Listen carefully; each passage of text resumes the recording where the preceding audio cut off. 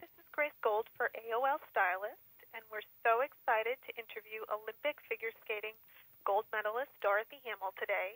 How are you, Dorothy? I am very well, thank you. Thanks for taking the time to talk to me. Of course. Now, you are most well known for that haircut. For that haircut. How did it feel to have an entire nation of women wearing the Dorothy Hamill haircut?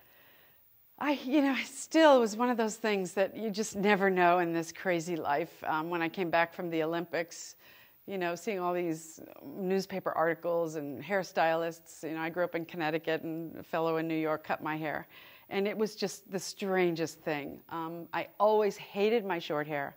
My mother made me have short hair because I wouldn't let her comb it. And so to think that everybody wanted this haircut that I just really didn't like at all was just kind of odd. And I'm afraid I'm sort of stuck with it. I've grown my hair since the '76 Olympics a few times, and most of my friends will say, Dorothy, you might want to cut your hair again because it really doesn't suit me and it doesn't look good. So, Mother maybe really did know best. Yeah, it's true, Mom. But I try and mix it up a little bit. It's not exactly the same, and of course it's gray now, and I spent a lot of money coloring it. But just you never know what's going to happen. And who gave you the haircut? Well, the fella that cut it, his name was Suga. Suga passed away late '80s. But I think it was Vidal Sassoon who actually created the wedge haircut. So I got a lot of credit for it, but I was just wearing it. But it was very easy. That was sort of the beginning of wash and wear hair. The '60s were very bouffant. And in the '70s, if you didn't have those beautiful locks like Farrah Fawcett had, then usually somebody made you have a Dorothy Hamill haircut or a wedge haircut. So anyway, who knows? And being inside of ice skating rinks your whole lifetime, yes, you've got a lot of experience with cold yes. weather. So what are some of your beauty tricks for dealing with cold, wintry type of weather? Well, right now we're experiencing lots of cold, wintry type weather. And, I've put together some tips of things that over the years I've noticed with the changes in my skin and my hair and my body. I don't feel quite like a 19-year-old anymore and all of that we take for granted when we're kids. So some of the tips that I've put together, it's really important to take care of our skin. Our skin is amazing. So, after working out or in the morning, I exfoliate in the shower to prep it so that when I get out of the shower before I even dry off, I put on, I happen to like Vaseline Clinical Therapy, which is a prescription strength lotion, but you don't need a prescription. You can use it all over your body and you can use it every day. And then, of course, we know that we have to drink lots of water, but also you can hydrate from the inside with fruits and vegetables. It hydrates from the inside, and they also happen to be very healthy for us. And it's really important also to have healthy fats in our diet. So some of the things that I like are almonds and walnuts, a really great snack that's filling and satisfying, but not too highly caloric, or rice cakes I like almond butter, but peanut butter or anything like that. And then exercise. It clears your cobwebs out of your mind, and if it happens to be skating, that's kind of special because you've got music as well. But I think some simple exercise ways to exercise that I've found is I'll park as far away from the grocery store and walk in, and I'll take the stairs anytime I can instead of the elevator. In the airports, I'm forever going up and down those stairs. People think I'm crazy, but it's just another way to sort of keep your body moving.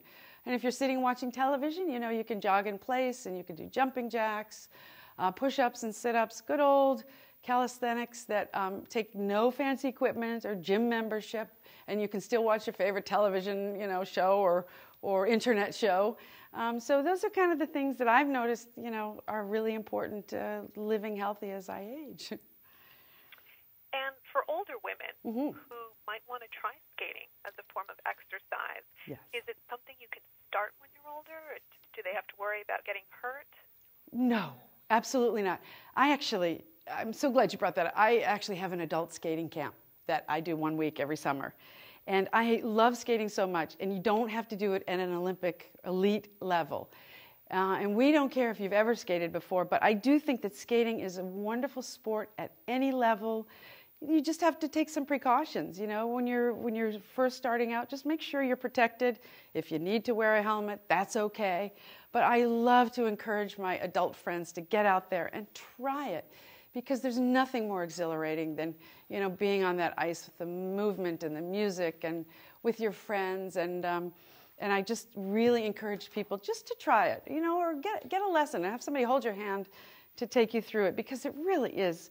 You don't need a partner to do it. You can just go and do it on your own whenever you want. And obviously, it's something that's very passionate, as I'm very passionate about. So I love to encourage women to get out there and, you know, wear all the protective things you need to, and start slowly. And is there somewhere online that people can go to look up your camp? Oh, yes. Well, for my camp, you can go to dorothyhamill.com, and it's Adult Figure Skating Fantasy Camp. But also, we have a website for some of these healthy living tips that I've put together, and that's everydayhealth.com/Vaseline. So either way, you can find us. Oh, great. It'll be fun. Now, come join us. Now, you've had to deal with breast cancer in your life. Yes. And you're a survivor. Yes. How did that affect your skincare, your fitness? How did you get through that? And what changes did you have to make afterwards? That was quite a sort of slap in the face. I was just getting ready to go on tour, and I had to have a couple of surgeries. Not only did I think I was finished after the first surgery, but I got a phone call after a closing number in one of the shows, and they said, guess what, you got to come back. Sorry, we need to go in again. So, you know, and then having radiation and being on medication, I really felt like garbage for a year and a half. I'm starting to feel better, and it's just been little baby steps, you know, of trying to eat right. I do notice that when I take my vitamins and supplements, I do feel better. And you never know, and I'm so thankful for every day that I have, and I had a great support system, and it was really hard. It was hard for a long time. I couldn't get off the couch. I couldn't get out of bed because I just was really sort of wiped out from the treatment. And so I'm starting to feel better. Skating is always, even though it's not the level I want it to be, it's still just, it's an escape for me. And so, you know, lots of women go through it. I'm lucky that I was able to be the beneficiary of all the research that's been done and that is continuing to be done. So, you know, it's not necessarily a death sentence. So I encourage people to get out there and get their mammograms or MRIs and do check yourself, because if you get it early, often it is very treatable and curable. So.